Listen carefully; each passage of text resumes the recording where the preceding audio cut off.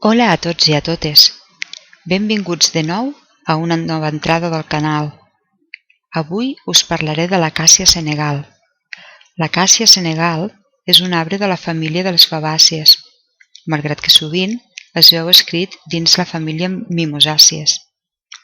Tot i que poc citat en català, popularment es coneix com l'arbre de la goma aràbiga o acàcia del Senegal.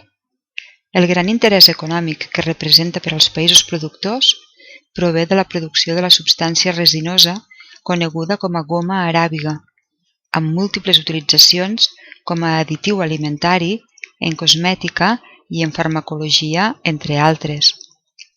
En farmacologia es fa servir l'arrel i l'escorça. Els usos medicinals són els següents. Farmacèuticament es fa servir en la fabricació d'emulsions i com a excipient en la presa de píndoles. La goma també és d'ús intern i actua com a demulcent.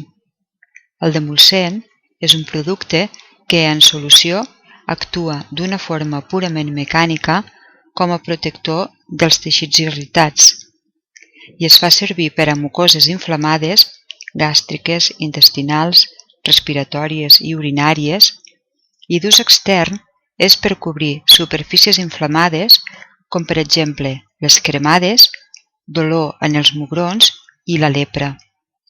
Altres usos medicinals són pel tractament de la diabetis, de la disentèria, febres i refredats.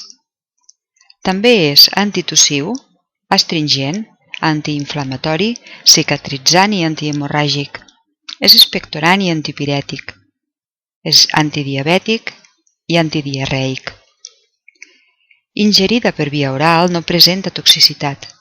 Tanmateix, algunes persones tenen al·lèrgia al seu pol·len, provocant lesions dèrmiques i greus atacs d'asma en el moment del contacte. I bé, això és tot per avui. Us espero en la propera entrada.